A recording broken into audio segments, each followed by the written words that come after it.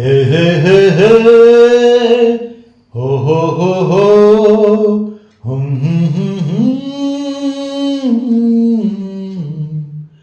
कोई हमदम न रहा, कोई सहारा न रहा, हम किसी के न रहे, कोई हमारा न रहा, कोई हमदम न रहा, कोई सहारा न रहा। दोस्तों, 13 अक्टूबर 1987 का दिन, जिस दिन किशोर कुमार ने इस दुनिया को अलविदा कहा था, आज हम बात करेंगे उसी दिन के बारे में और साथ ही किशोरदा के बड़े भाई अशोक कुमार जी के बारे में। चूँकि आज अशोक कुमार का जन्मदिवस है, तो क्या घटनाक्रम था उस दिन का, इस विषय में आज मैं आप लोगों को बताऊंगा। और दोस्तों, आप लोगों से ये रिक्वेस्ट करूंगा कि यदि आपने मेरा चैनल सब्सक्राइब नहीं किया है तो सब्सक्राइब कर लें और बेल आइकन और ऑल के ऑप्शन को ज़रूर प्रेस करें, जिससे कि सारे नोटिफिकेशंस आप लोगों तक पहुंच पाएँ।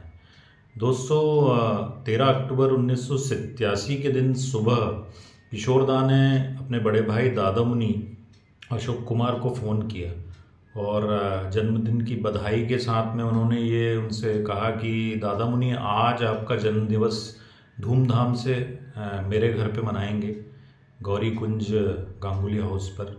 तब दादा मुनि ने उनकी बात सुनकर असहमति व्यक्त की, एग्री नहीं किया, क्योंकि दादा मुनि बहुत दुखी थे।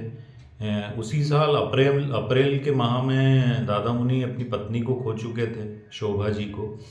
और किशोर कुमार के लिए भी शोभा जी बहुत माँ जैसी थी। चूँकि किशोरदा की मदर की तो डेथ हो चुकी थी, तो उनकी भाभी ने उनको बेटे जैसा पाला था।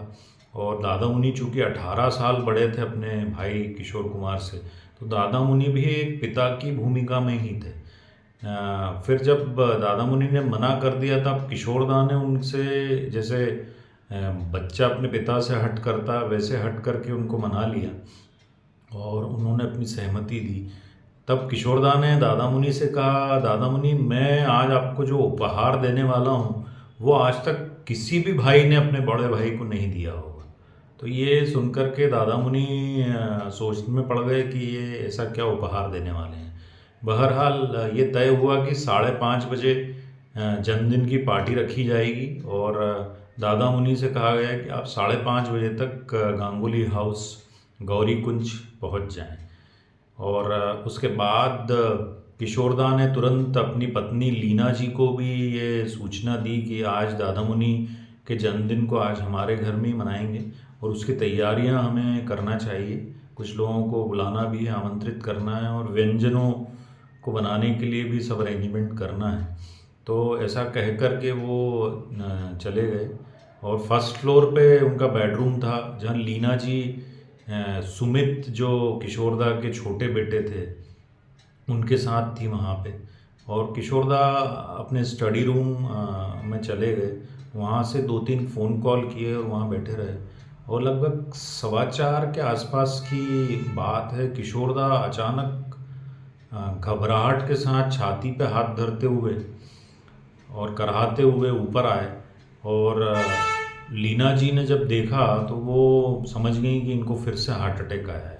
दोस्तों, इसके पहले भी किशोरदा को 1981 में हार्ट अटैक आया था कैलकाटा, जब वो एक बंगाली गीत की रिकॉर्डिंग करने गए थे। तब वहाँ से उनको दादा मुनि लेकर के आए थे और तब डॉक्टर ने उनको बाईपास सर्जरी रेकमेंड की थी, लेकिन किशोरदा करवाना नहीं चाहते थे। तब दादा मुनि ने उनका ट्रीटमेंट किया। चूँकि दादा मुनि एक बहुत अच्छे होम्योपैथी के जानकार थे, तो उन्होंने कुछ ड्रॉप्स उन्हें दी थी। बोले ये नियमित आप तुम लेते रहो तो स्वस्थ रहोगे। लेकिन किशोरदा की अनियमित लाइफस्टाइल थी, दिनचर्या थी, खान पान भी ध्यान नहीं रखते थे वो। तो 1985 में फिर से उनको हार्ट अटैक आया था, लेकिन इस बार भी किशोरदा बच गए।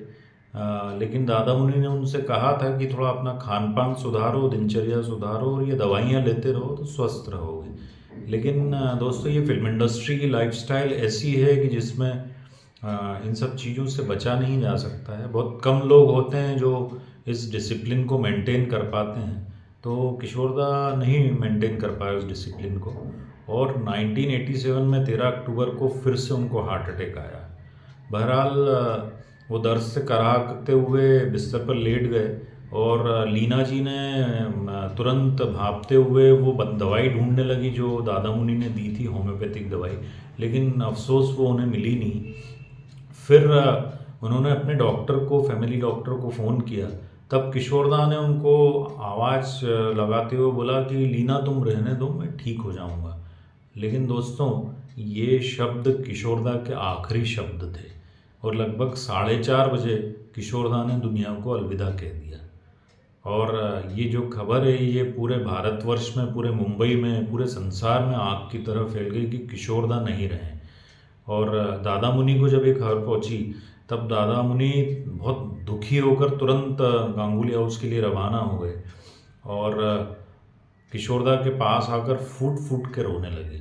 और तब उन्हें ये एहसास हुआ कि मेरे छोटे भाई किशोर ने, आभास ने आज मुझे ये उपहार दिया है कि मेरे जन्मदिन के दिन दुनिया को छोड़कर चला गया।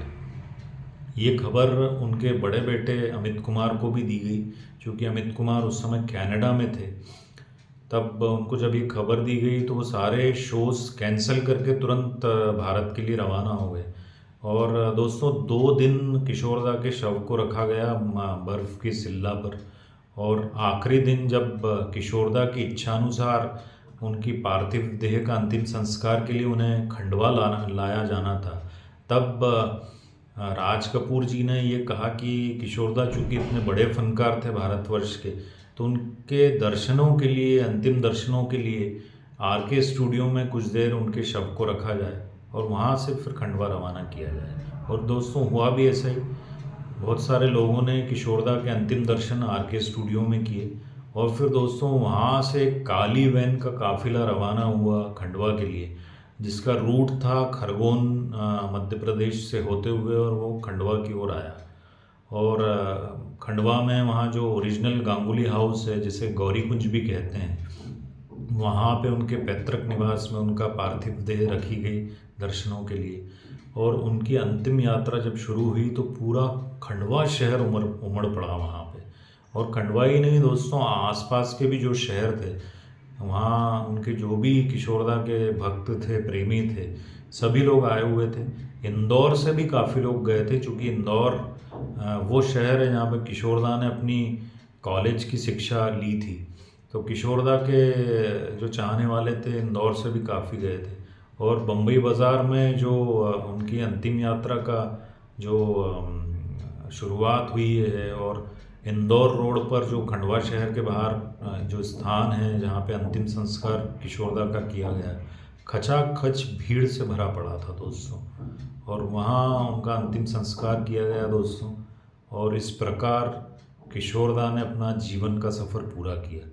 ये बड़ा दुखद है कि किशोरदा बहुत जल्दी चले गए। अगर किशोरदा 20-25 साल और जी जाते तो संभवतः हमें और बहुत सारे कर्णप्रिय, दिल को छू लेने वाले गीत सुनने को मिलते। और अशोक कुमार जी के लिए ये बड़ा दुखद है कि उनके जन्मदिवस पर ही किशोरदा ने अपने प्राणों को त्याग दिया, और आजीवन उनको इस बात का बहुत दुख रहा। 2001 में दादा मुनि इस दुनिया को अलविदा कह के गए, और तब तक हर जन्मदिवस पर वो फूट फूट कर रोते थे और अपने छोटे भाई को याद करते थे। तो दोस्तों, ये जीवन यात्रा का अंतिम पड़ाव था किशोरदा का। और मैं ये कहूँगा कि हम सभी संगीत प्रेमियों के लिए, किशोरदा के प्रेमियों के लिए ये बड़ा दुखद है। अगर किशोरदा 20 साल और जी जाते तो शायद हम लोग प्रत्यक्ष रूप से किशोरदा को देख पाते।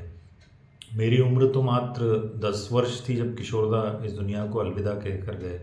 तो किशोरदा को हमने टीवी पर ही देखा, मोबाइल पे देखा, काश प्रत्यक्ष रूप से भी देख पाते। तो दोस्तों, ये पूरी उस दिन का वृत्तांत था, और मैं आशा करता हूँ कि भावनात्मक रूप से इसने आपको ज़रूर छुआ होगा। और ऐसे ही वीडियो मैं आप लोगों के लिए आगे भी लेकर के आता रहूँगा दोस्तों। आपसे निवेदन यही करूँगा कि मेरे चैनल पे बने रहिए, और आपसे निवेदन करूंगा कि अपना बहुत ध्यान रखें, हमेशा स्वस्थ रहें और प्रसन्न रहें। नमस्कार दोस्तों। क्या बताऊं मैं कहाँ यूं ही चला जाता हूँ, क्या बताऊं मैं कहाँ यूं ही चला जाता हूँ, जो मुझे फिर से बुला ले वो इशारा न रहा, कोई हमदम न रहा, कोई सहारा न रहा, हम किसी के न रहे, कोई हमारा न रहा।